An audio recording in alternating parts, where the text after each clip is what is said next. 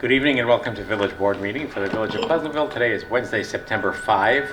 As mentioned at our last meeting, we're a little off schedule this week because of Labor Day and various holidays, and as a result, we're meeting today on Wednesday, September 5. Our next regular meeting is back to our regular schedule, normally the second and fourth Mondays. So our next regular meeting is on Monday, September 24. Work session at 7 p.m., regular session at 8 p.m. As always, you can watch us live on Verizon or Optimum Cable TV, and within a few days you can pick up an on-demand webcast online at pctv76.org. If you have comments or questions, we invite you to call in during the meeting at 769-1677. We have a relatively light agenda tonight.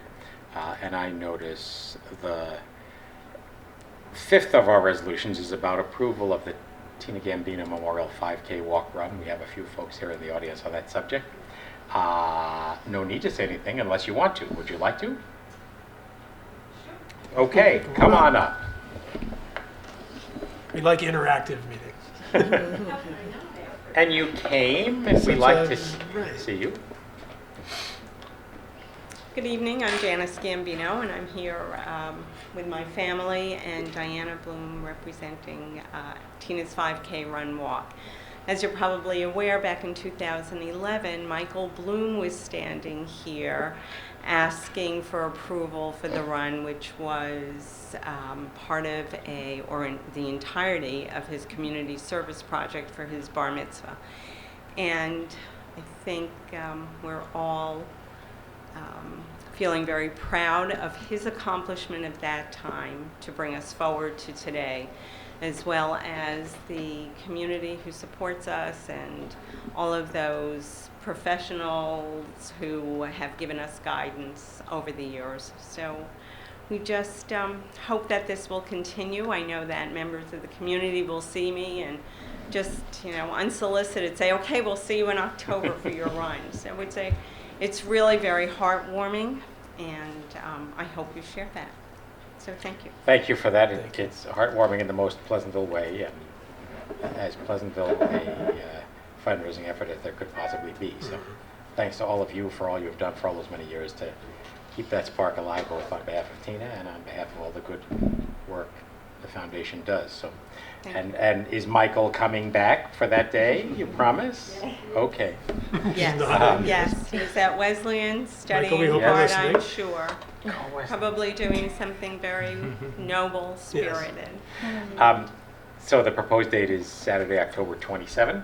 Correct. And we always line this up, just for folks who may not know, on the same day as our Ragamuffin Parade, since we already have the forces in place to close the streets where we need to in order to make this happen. So with that in mind, let's just go a little out of order and have resolution number 201. Nicole. Okay. Resolved that the Board of Trustees hereby approves the request from the Tina Gambino Memorial 5K Walk Run Committee to hold the annual Tina Gambino Memorial 5K Walk Run Race on Saturday, October 27, 2018, and further resolved that said approval is subject to receipt and approval of the required insurance certificates. Is there a second? Second. All in favor? Aye. Thank you. We're on. Definitively.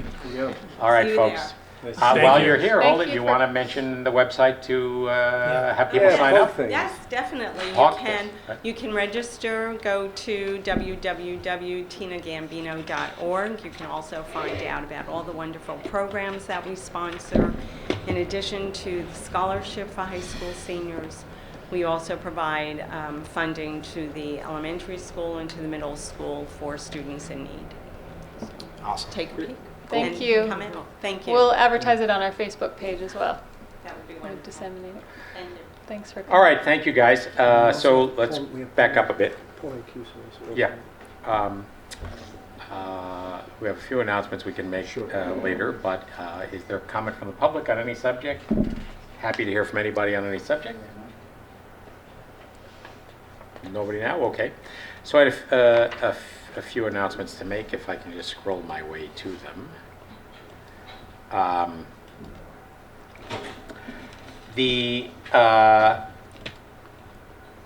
As you may be aware, last year New York State required every county to put together a county-wide shared services program as part of the requirements for the annual state budget.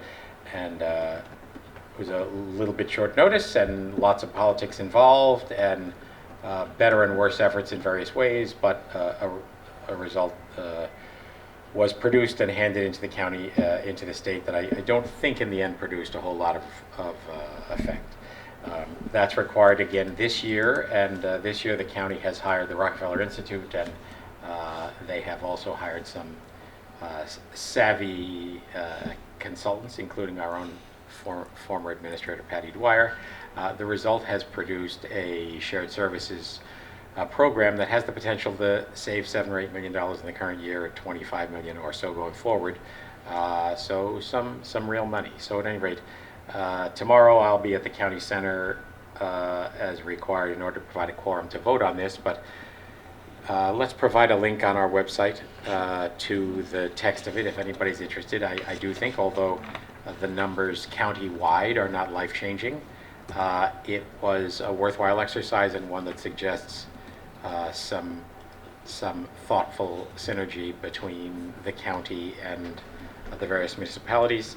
Those of you who watched our last meeting, was it last meeting that county executive came, or was the one before? One before that. 2 meetings ago, the county executive, George Latimer, came here, and one of the things he said, which hasn't been said for a while, was that he was open to discussing things that increased the county budget if collectively they saved money for all. That is, if the net effect to the county was county spent more money, but everybody else spent enough less that it more than counterbalanced it, he was willing to talk about it. So it's those kinds of discussions that I think have been helpful in the context of this shared services thing, and hopefully we see some useful results coming from it. Did other folks have announcements? You want to update on the salt deduction cap? Go thing? for it. Okay, Yes, sure. that's sure. important to do, yes. You may recall that as part of the tax reform package that was passed in Congress late last year, there was a limit of $10,000 placed on the deductibility of state and local taxes. High tax states like New York, Connecticut, California, New Jersey immediately began trying to figure out a way to work around, is really the best way to put it, create Yes. a workaround around that law to allow homeowners in high tax jurisdictions like ours to fully offset the cost of those taxes. The workarounds are complicated, and I won't bore everybody with them again here. We discussed this at length in a couple other prior meetings.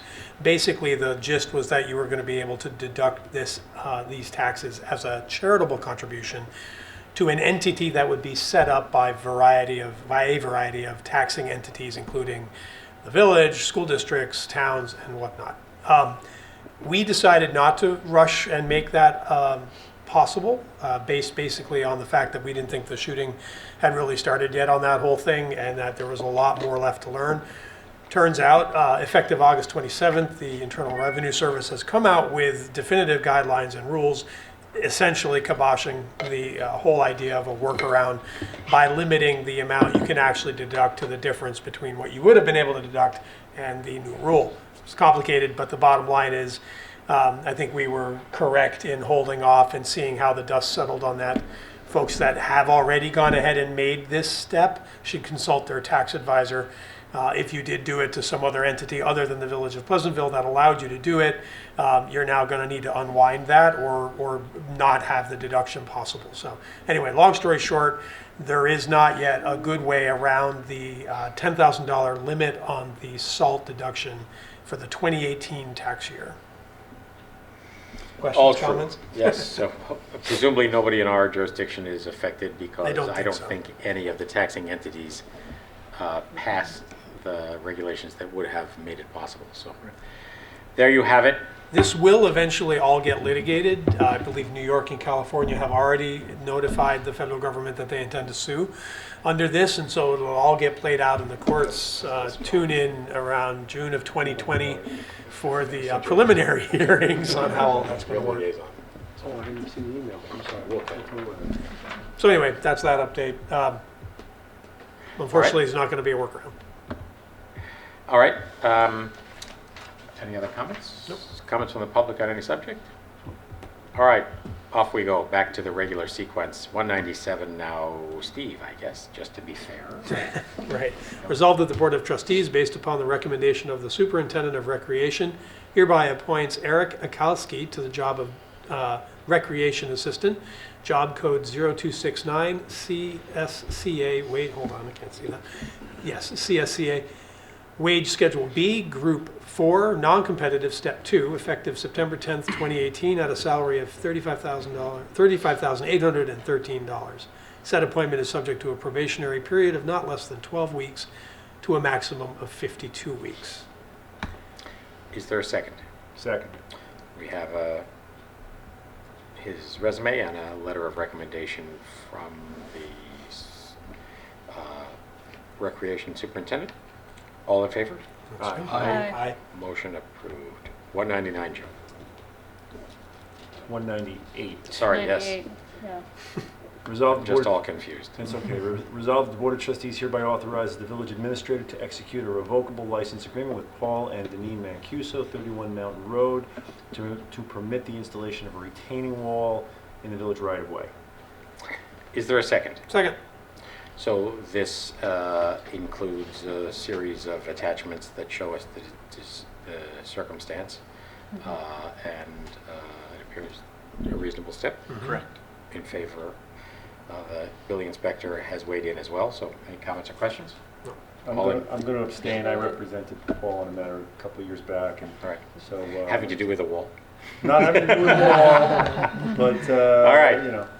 All in favor? Aye. Aye. Joe abstains. One abstention. Motion passed. You're in business. All right, that's great. 199, David. Resolved that the pre-check register dated September 5th, 2018, covering check numbers 90827 and 90958 is hereby approved as listed below. General Fund, $162,943.31. Special Purpose, $3,495. Water Fund, $4,584.62. Capital Fund, $14,703.99.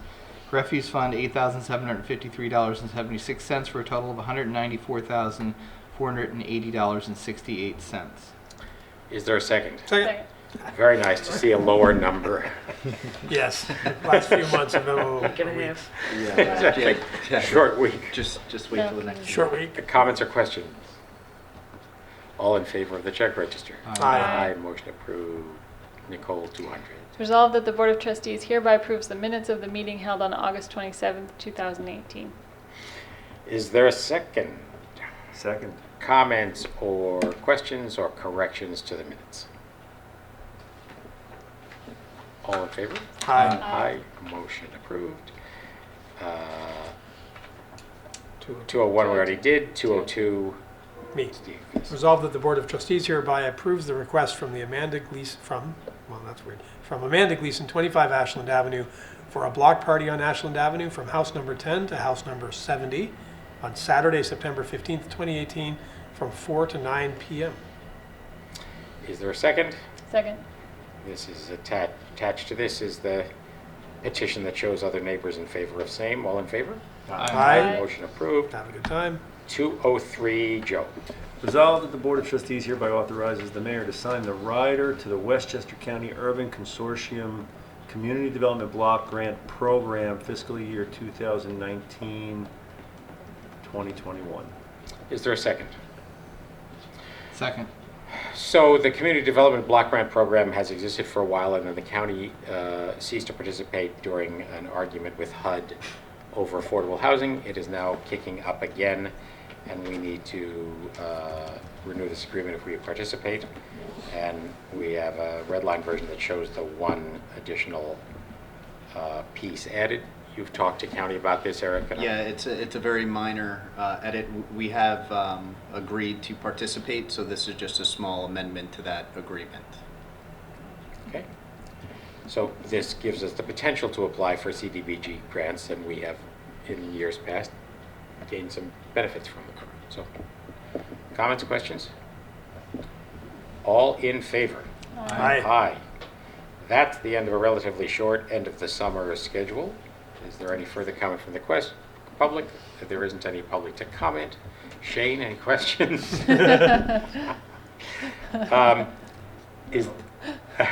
Is there a motion to go into executive session on matters of real estate? So moved. Second? Second. All in favor? Aye. Thank you all. Back on Monday, the 24th, same time, same channel.